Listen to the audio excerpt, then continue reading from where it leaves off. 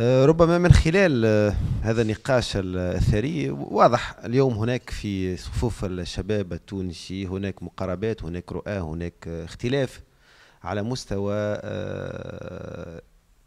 زوايا النظر لما يسمى بتقرير لجنة الحريات الفردية والمساواة. مهم جدا وأن هذا التقرير نقرأه في سياقه، لأنه السياق اللي يجي فيه التقرير هذا هو أنا نختلف تماما مع شمس. ورغم أهمية اليوم الشباب اللي من المهم أنه يكون عنده وعي سياسي ويكون فاعل في الشأن العام، ولكن عندي خشية حقيقية أنه جزء من الشباب اليوم يستبد به نوع من العدمية. بمعنى هذه جات من بورقيبة يعني خايب، هذه جات من الباجي يعني خايبة، هذه جات في سياق سياسي تحكم فيه نداء تونس والنهضة هذه خايبة. بورقيبة مثلا كان مستبد ولكنه خلى بصمة في التاريخ. اليوم احنا كنا ابناء بورقيبة، بورقيبة اعطانا مدرسة الجمهورية.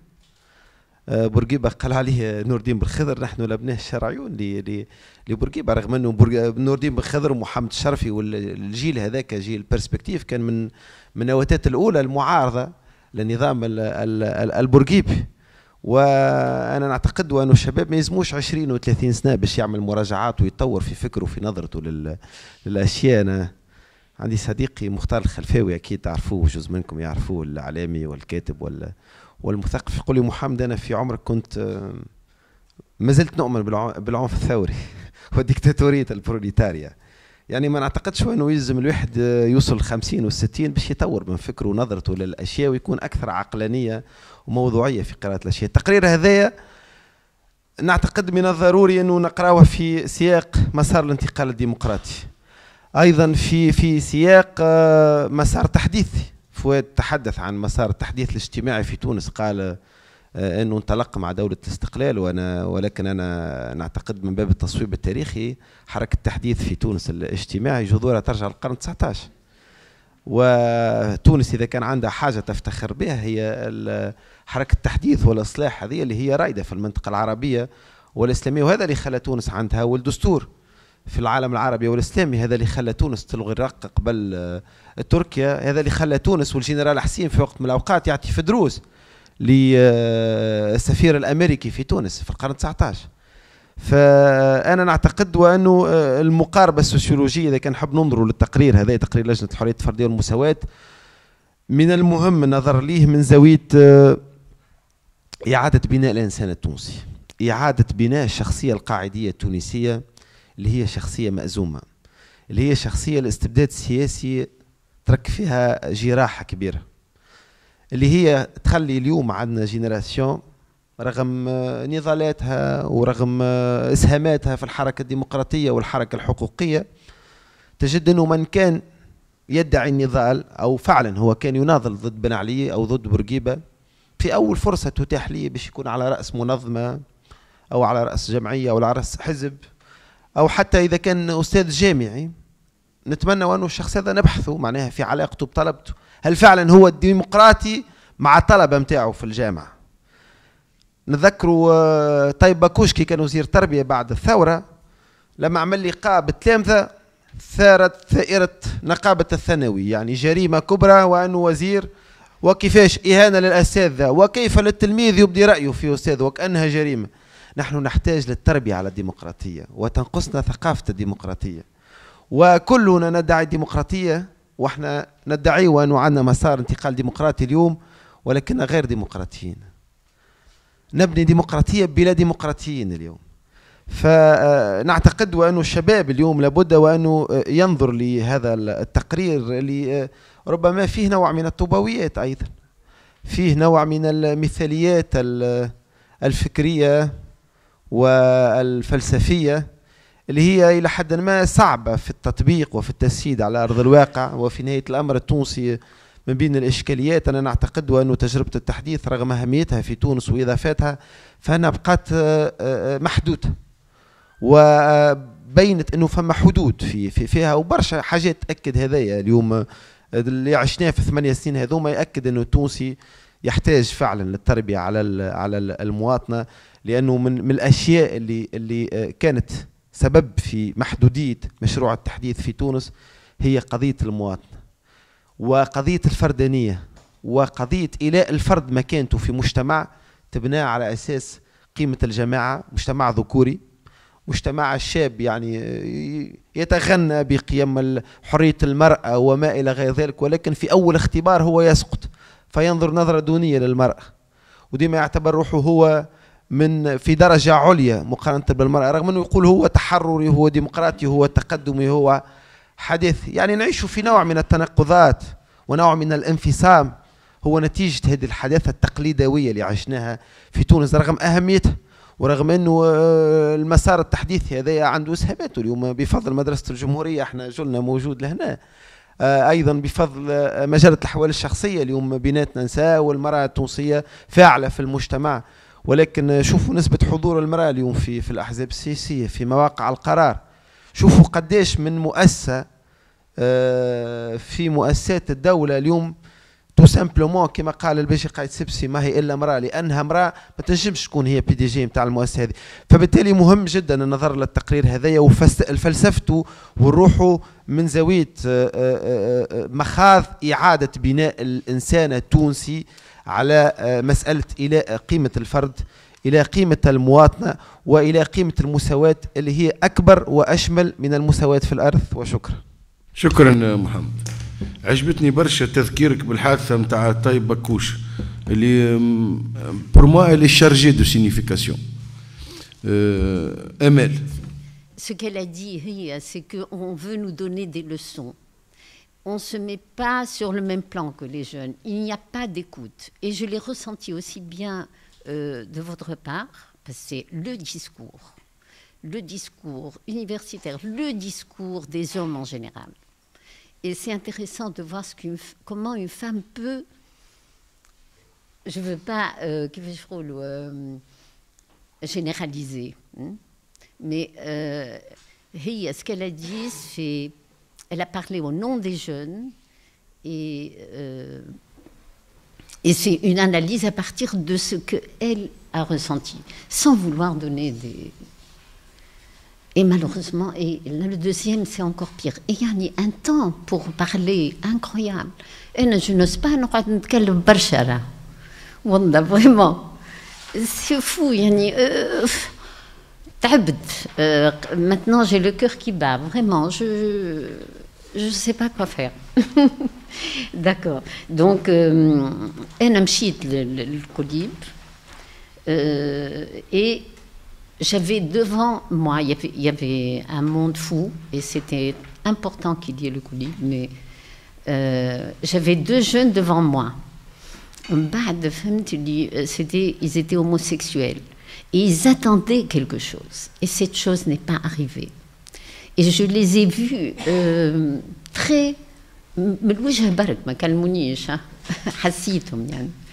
et très déçus. Parce qu'il y avait... En fait, c'était comme toujours...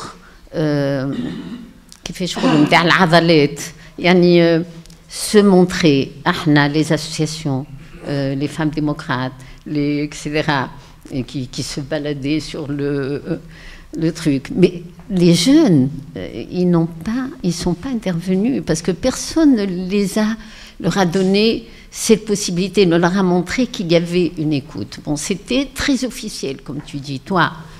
Très officiel, et Sepsi, il était derrière, et il reçoit ces femmes qui sont maintenant très reconnues, etc. On ne se sent plus, je ne sais pas, dans la vérité, disons, dans une... C'était qu'ils ont fait quand même l'effort d'amener des gens qui m'a nourri Bouzid, qui a dit un poème, qui m'a quelqu'un qui a chanté, une femme qui a chanté. C'est le culturel qui m'a touchée. Mais sinon, le colib... qu'est-ce que je veux encore dire? Je prends mon temps, hein, parce que En fait, comme tu dis, c'est les jeunes qui reçoivent tout ce qui se passe. Il y en a dans la rue. On se permet de frapper des jeunes devant des policiers qui n'interviennent pas parce qu'ils sont homosexuels. Il y en a des choses incroyables. Voilà, parce qu'ils sont noirs. Voilà. Et ce qui est important, c'est tout ce qui a rapport au corps. Et ça me rappelle... moi, j'ai fait partie du mouvement féministe et qui après s'est institutionnalisé. Et ce que tu dis, c'est tout ce qui a rapport au corps est important. D'ailleurs, on a fait 3 colloques. Le premier, c'était un colloque sur la sexualité. Et le second, c'était sur femmes et pouvoir. Et le troisième, c'était quel féminisme pour les femmes du Maghreb. En fait, le seul qui a été important, c'était sur la sexualité. Allez, la sexualité, c'était on parlait de nous-mêmes, de notre corps, de notre manière d'avoir vécu, de vivre notre sexualité avec l'autre, ou avec nous-mêmes, ou avec d'autres femmes, ou avec d'autres hommes, etc. Ensuite, c'est devenu politique. Le deuxième, c'était femmes et pouvoir. Et le troisième, encore plus. Et ça a fait éclater le mouvement. Le mouvement met parce qu'il y avait des dissensions politiques. Et non plus... on parlait plus de nous. Et le politique, c'est... C'est ça qui marche. Tout le monde veut parler de ça, veut donner son opinion sur ça, parce que bon, longtemps on n'en a pas. Les associations, c'est ça en fait. Donc la froideur est compréhensible. Comment veux-tu que les jeunes,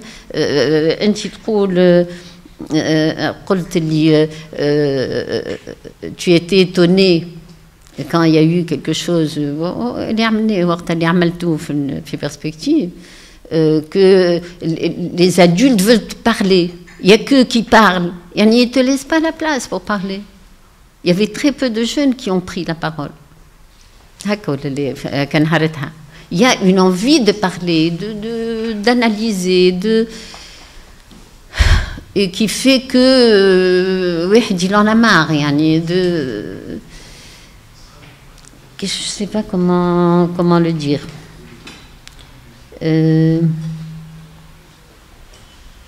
Et donc la mise à l'ombre du mouvement des jeunes. La mise à l'ombre qui trouve que c'est trop officiel ce qu'on leur donne. C'est trop... C'est pas... Et donc ils sont en résistance. Et vous parlez de mai 68. J'ai eu la chance de vivre mai 68 à Paris. C'est quelque chose d'extraordinaire, ce qui s'est passé. Les jeunes, c'est une... Les étudiants, les jeunes, c'est des jeunes qui étaient dans les rues. Ce qu'ils ont écrit sur la société carnivore, sur les murs, sur les beaux-arts, les amlou. Mai 68, c'est quelque chose d'absolument extraordinaire. Moi, ça a changé ma vie, mai 68. Et ma manière d'enseigner. Et mon rapport aux jeunes. À la khatre des jeunes, moi-même, j'étais jeune. Mais quand même, je ne sais pas, il faudrait... Ah oui. ليش عنا فيه هو au contraire il a compris mais moi c'est mon ami de cœur et d'esprit, voilà, c'est ce que je voulais dire.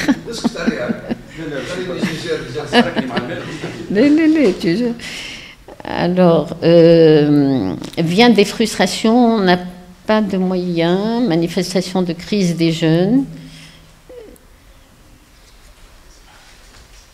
discours officiel, ne parle pas des marginaux. Je ne veux pas de l'institutionnalisation. C'est quoi ce mouvement des jeunes? Bon. Et le nôtre, ce qui est important, c'est de réfléchir sur vous en tant que jeune. C'est ça qui est important et qu'on devrait écouter. Si on peut participer un peu, on peut participer, mais c'est tout. Mais c'est à vous que ça revient. انتم اللي تعرفوا شنو اللي باهي ليكم وشنو اللي يساعدكم شنو اللي ناقصكم شنو اللي تحبوا. Et je veux terminer avec quelque chose على شفتوهن.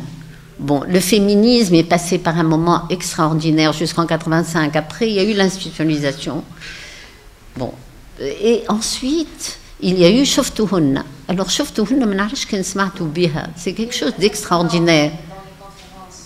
Oui, non, mais ils ont fait un truc de 3 jours en pleine Médina. شفتوهن, c'est un mouvement féministe nouveau, fait par des jeunes. Femmes et hommes ensemble. Il y a quelque chose d'absolument extraordinaire. J'ai eu la chance d'y aller pendant 3 jours. Et il y a une ouverture, il y a une écoute, il y a une liberté d'expression, de pensée, quelque chose d'absolument extraordinaire. Et heureusement qu'il y a ça. Et c'est là où sont les jeunes. Il y a des jeunes de tous les pays qui sont venus. Et il y avait entre hommes et femmes, il y avait des hommes entre eux, c'était quelque chose de très, très, très, très important. Voilà. Je pense que c'est beaucoup plus une précaution d'ordre méthodologique, aussi bien Foued que Shams. À propos des jeunes et de la jeunesse, je suis entièrement d'accord, comme l'a dit Bourdieu, tout ça, c'est plutôt une construction sociale, voire même un artefact. Par contre, on peut les approcher, Raho, à travers ce qu'on appelle les effets générationnels. Moi, j'ai eu à travailler, d'ailleurs, j'ai publié il y a 2-3 ans, un travail sur les formes opératoires de militantisme sous Ben Ali à travers les différentes générations. La génération des années 90, puis la génération des années 2000. Et les modes opératoires sont totalement différents. Moi, j'appartiens à la génération des années 90. Pétitionnette, grève de la faim, etc. Mais à partir des années 2000, une autre figure va apparaître. C'est la figure de la cyberdissidence, à laquelle on n'était pas encore familiarisé. Donc il y a les effets générationnels qui, pour moi, est une bonne approche pour bien comprendre ce qu'on entend, et je suis bien d'accord sur le plan sémantique, que le terme jeune et jeunesse prête à équivoque. Donc la notion d'effet générationnel me paraît intéressante pour comprendre un peu les modes opératoires qui se perpétuent auprès d'une génération bien donnée. Il est vrai que le débat a toujours existé, Fitouns. Quand il y a une décision politique, une mesure politique, est-ce que c'est la décision qui importe ou alors le contexte qui la sous-tend qui importe? Or, on sait qu'en sociologie politique et en sciences politiques, que toute décision politique qui émane de l'État a toujours un contexte. Et dans ce contexte, il y a l'explicite et l'implicite. Il ne fait pas de doute que Bourguiba, quand il a décrété en 1956 le code du statut personnel, c'est qu'il avait aussi des raisons subjectives. La lutte contre Jmaat al-Zitouna, peut-être même contre Yousfiya, etc., etc. Là aussi, je m'excuse de citer mes travaux, quand j'ai eu à travailler sur la Ligue tunisienne de défense des droits de l'homme, je pense que Hicham a dû le lire. Au début, et je suis désolé de le dire ici, il y avait une frange de l'opposition qui était totalement contre la création de la Ligue. Et on qualifiait que ça d'une Ligue bourgeoise. Et j'ai des papiers, je les ai cités dans mon article. Et ce n'est qu'à partir des années 80-81 qu'on a commencé à adhérer à la Ligue. En fait, je ne citerai personne. Bon, bref, pour vous dire qu'il y a toujours ce débat récurrent. Mais ce qui me gêne aujourd'hui, Tawa et Shams, c'est que si on tient à ce type de discours, comme quoi il y a des intentions du pouvoir politique, on risque de se trouver des alliés objectifs avec ceux qui sont totalement contre. Tous ceux qui sont contre ne veulent pas vous le dire, mais ils vont utiliser les implicites.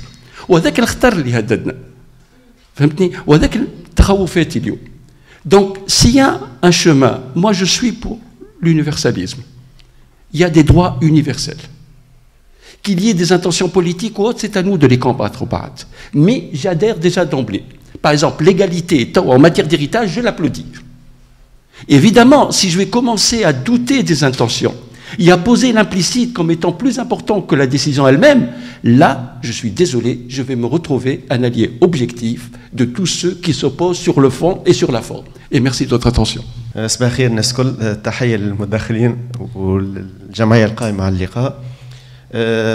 مداخلتي باش تكون مقسمة ل3 أجزاء، إن شاء الله نكملهم الكل. الجزء الأول ملاحظات الشباب وغير الشباب على تقرير لجنة الحريات الفردية، نصنفها ملاحظات من قبيل خذ هذا على الحساب قبل أن أقرأ الكتاب. قبل ما يحلها يعطيك حجتين كبار باش يقطع الطريق عليك. يقول لك التقرير هذا منين جاي، وهل هو باش يخلق لنا تشغيل وفرص عمل جديده وباش يحسن لنا الواقع الاجتماعي بتاعنا ولا؟ الحجه الاولى معناها الحجه الاولى منين جاي؟ باهي وجاي من عند الباجي وجاي من رمز الفساد ولا جاي من عند الشيطان نفسه معناه. انا شنو يهمني؟ انا نرجع للتاريخ. عندنا مثال اونري الثامن كان تعرفوه اللي عمل الكنيسه الانجليكانيه معناه. نحن نعرف الكل اللي الثوره الاولانيه صارت في الانجلترا، الثوره الصناعيه صارت في الانجلترا. هذا الكل انا نجم نقول خاطر هي الاولى اللي تخلصت من سلطه الكنيسه. وعلاش تخلص من سلطه الكنيسه؟ من الحاجات الثوريه اللي قام بها اونري الثامن هذا، اللي هي كانت اسبابها شخصيه 100%. تعارك مع البابا يحب يطلق مرته، اسباب سياسيه اقتصاديه، يحب يستولي على الفلوس اللي عند الكليروس. لكنه في الاخر هنري الثامن تنساء ولا يتذكر في شكل تمجيد، واصلاحاته قعدت، والكنيسه الانجليكانيه قعدت ومتحرره وعقلانيه وحرت العباد من سلطه ذم رجال الدين وكذا. فهنا انا اقول الباجي باش تنساه، والمكاسب تاع حقوق الانسان هي باش تتخلد. ونمن بحاجه اخرى، اللي كل حدث ثوري ولا فكره ثوريه ولا فلسفه جديده ولا نبوه رساله، اي حاجه عندها لحظه تاريخيه فارقه. اللحظه الذيك يونيك وحيده، اذا فلتوها ضاعت علينا. واضح؟ اي رسول تبعث، اي نبي، اي فيلسوف، لو لم ما جاش في اللحظه هذيك في المجتمع هذاك في الكونديسيون هذاك ما كانش تكون له حتى. فنحن خاصه الشباب يلزمنا نخرج ونتلقفوا الفرصه التاريخيه. الفرصه التاريخيه باش تضيع علينا راهو باش نخسروا برشا وقت وباش نرجعوا لتالي برشا. هذه من ناحيه منين جاي؟ منين جاي كما قلنا توي التنساوي تقعد المكاسب. الملاحظه الثانيه انه باش يخلق فرص عمل جديده كل. يعني رجعنا لك العركه سماها بن ظفرين، هل انه الوعي مولد للوقائع ولا الوقائع مولده للوعي؟ والجماعه اللي يقول لك لا مش باش يجيب لنا فرص عمل وكذا، كانهم معناها كما الفلسفه الماركسيه وكذا، يقول لك الوقائع هي اللي باش تولد العقل، فيركزوا على الماديه نتاعها. وهذا انا نراه مش صحيح، لانه صحيح الوقائع باش تولد العقل، لكن العقل زاد هو يولد الوقائع. الوقائع الباهيه ما يولدها كان عقل حر.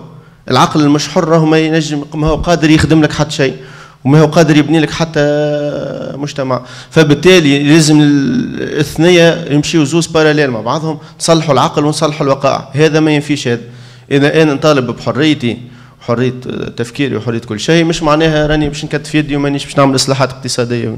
فهذا ما ينفيش الاخر، ونشوفها حجه واهيه. القسم الثاني نتعدى الفردانيه. وفما سؤال، شنو سمه المجتمعات الحديثه؟ شنو يفرق المجتمع الحديث، المجتمعات الحديثه على المجتمعات ما قبل الحديثه؟ هي الفردانيه. المجتمعات ما قبل الحديثه سمتها الاساسيه هي المله، الامه، الجماعة، الرعية. وش المجتمعات الحديثة؟ المواطنة، الحريات الفردية، الإنسان كفرد. ما عادش ولا الإنسان في خدمة المجتمع وتحقيقك رغباتك المجتمع. الهوية راهي بن ظفرين أنا نشوفها عقيدة فاسدة ومصطلح مسكر وضيق وديكتاتوري.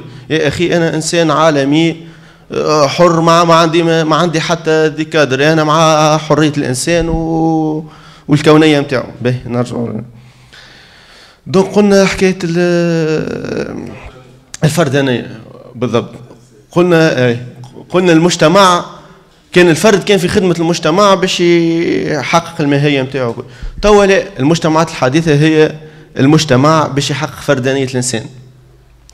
فبالتالي انا نحشم على روحي كان نحكي مع اصدقاء من برا، نقول لهم رانا في تونس نناقشوا في مساواه الرجل بالمراه والا حقوق المثليين والا نحس يقول لك هاك مازلت في مجتمع ما قبل حديث. معناها فريمون حشومه، الحق حشومه، يلزمنا نكبسوا رواح. الحل القسم الثالث هو الشباب. الشباب في تونس غاضب لكنه سلبي. حتى كلمه مانيش مسامح نفي فيها نفي معناه. ايه هو من بعد ماكش مسامح، شنو البديل؟ شنو تطرح انت؟ ما فماش. كلها لا، ما انا ضد الفساد، انا ضد شنو؟ ضد الاقتصاد الريعي، ضد كذا، لكن أهبط ساهم، أعمل وسع من دائرة احتياجات ضيقة، أعمل مشروع كبير، لا ما فما شيء. دونك الشباب غاضب لكنه سلبي، والشباب زاد يعاني مشكلة وعي كبيرة زاد، لأنه كما قال خونا أن المعارضة الأساسية من الإسلاميين، لا فما معارضة من عند عباد نوتر، لا إسلامي لا ما يقول كان حتى شيء، همه هو كنظرية الرفاه، معناها يقول لك أنا نحب ناكل ونشرب بيان ونلبس وكذا. لكن وانا هذه من تجارب شخصية وكمحاورات ضيقة في القهوة في كذا، عباد معناها كما نقولوا احنا يشرب يسهر يعرف بنات كل يقول لك هذاك مثلي نقتلوا انا ما يدورش بيا، لا تلقاه مسكر فيه، لانه فما مشكلة وعي كبيرة. الشباب التونسي بخلاف انه الشباب فما المأدلج يا اسلامي والا الاخر مع الحريه، فما شباب نوتر جري لونه رمادي، لكنه مع لديه امور الفردانيه والحريه الانسان وكذا مازال ما استوعبهاش، ما قراهاش في المدرسه ما تعلمهاش، يمكن ام وابوه ما يحكوش عليها، فيلزمنا نلعبوا على بث المسائل هذه في وعي الشباب. هذا ايش حبيت اقول، شكرا للاستماع والصبر. بربي قبل ما ترجع الميكرو عرفنا بروحك. مش ما تقوليش من باجه ولا من جوزي، لا عالمي انا. هويتك الفرديه. مالك المناعي بوعكازي، فارماسيان ريزيدون بيولوجي كلينيك، دوزيام اني في ريزيدانا، سبيسياليتي فيرولوجي، ومهتم بالشأن الثقافي وكو. عشك ميرسي، شكرا على صبركم. المشروع متاع القانون هذايا متاع المساواة والمشروع الكليب هذايا مهم جدا، لأنه يتماشى مع روح الدستور، ونتمنى أنه مشاريع أخرى تتقدم البرلمانيات القدام معناها في المستقبل، مشاريع أخرى متاع قوانين تكون تتماشى حتى هي مع الدستور. ثم القوانين اللي موجودة اليوم اللي ما تمشاش مع الدستور يلزم الدوافات ابروجي، يلزموا يتنحوا. انا ما عنديش مآخذ كبيرة ياسر على الشباب، كما قال سي فؤاد، الشباب هو بصفة عامة مرآة متاع الطبقة السياسية ومتاع الطبقة النخبة. كما ثم طبقة سياسية بلوريال، ثم نخبة بلوريال، وثم شباب بلوريال. في تونس ثم الشباب يمشي لسوريا، ثم شباب متاع الفيراج، وشباب متاع المعوم، وثم الشباب متاع المنازه ومتاع البونليو نور، اللي ماهوش المقاربة ماهيش هي عند الناس، عند الشباب هذا الكل. وعدم معناها الاهتمام بالموضوع هذايا عند الشباب، واغلب الشباب اللي موجود متاع الفيراج كما قلت ومتاع ما تعرفش هم ما يهموش برشا، لانه هو بطبيعته ماهوش باش يورث حتى شيء، ما يهموش، وابوه كاري ما عندوش دار، ما عندهمش فلوس، دونك ما يهموش. الاخرين الشباب الاخر عندهم اهتمامات اخرى. ونتمنى انه المقاربات هذه ما يلزمهاش تكون الا مقاربات ليجيفيري، معناها يلزم دلوع المجتمع والمثقف المجتمع والاساتذه نتاع السيستم معناها سوسيولوجيك، لازم تكون مقاربه اكثر من هي مجتمعيه، اكثر من هي تكون مقاربه قانونيه. ما نجموش اون بو با ليجيفيري سورتو بور جيري لي زافير سوسيال نتاع المجتمع، سي امبوسيبل. برشا مواضيع، مش المواضيع هي حتى المساواة، حتى تعدد الزوجات، حتى في برشا مواضيع أخرى. نظن أنا ونتمنى أنه نتخلاو شوية، نجبدوا في موضوع مثلا مجلة الأحوال الشخصية. مجلة الأحوال الشخصية اليوم ألي كادوك بالنسبة لي أنا، ما عادش تطابق مع المجتمع اللي عايشينه اليوم. اليوم نفكروا أن نقولوا تحرير المرأة ما عادش عندهم، أنا ما عادش نخمم على تحرير المرأة، ولا العكس توا يلزم نخلقوا مجلة أحوال شخصية لتحرير الرجل باش يغير الرؤية متاعه على المرأة، وهذا صاير في كل المجتمعات، عند المحافظين كما عند الحداثيين وعند التقدميين، الرؤية متاعهم للمرأة تغيرت، كانت الرؤية قبل أحسن من تو من اليوم. ولهذا يلزم نشوف الموضوع هذايا من منطلق اجتماعي أكثر شيء من هو قانوني. وشكرا.